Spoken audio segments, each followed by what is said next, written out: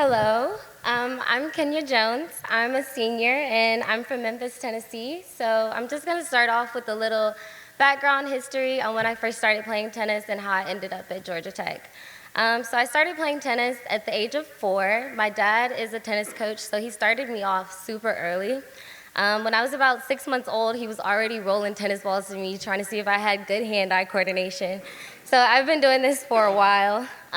Growing up, I played competitively in juniors, traveled all across the country with my parents. They sacrificed a lot to put me in the tournaments and support me, so I really appreciate them for that. When I was younger, I always dreamed of being able to play at a really big D1 collegiate school. So when I got my first phone call from my coach, Rodney Harmon, I was super excited, and after I got off the phone with him, I ran into the kitchen and I told my mom, I was like, oh my God, Ma, guess what? And she's like, what? I was like, Georgia Tech just called me and they said that they want me. She's like, what? Are you serious? And I was like, yeah, like I'm so excited. She's like, you gotta be smart to go there. I was like, I know, we'll figure that out later. But I was super excited when I received the phone call from Coach Rodney. I took 5 official visits for my recruiting trips. I took one to Florida State, LSU, Clemson, and Vanderbilt. And I took my first visit to LSU and my second one to Florida State, and my third one was to Georgia Tech.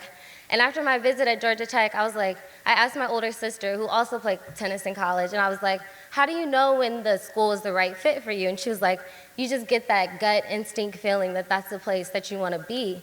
And I was like, well, I think I feel that at Georgia Tech. When I was there, like, the people, they just seemed very genuine, and the different relationships that I felt like I could make.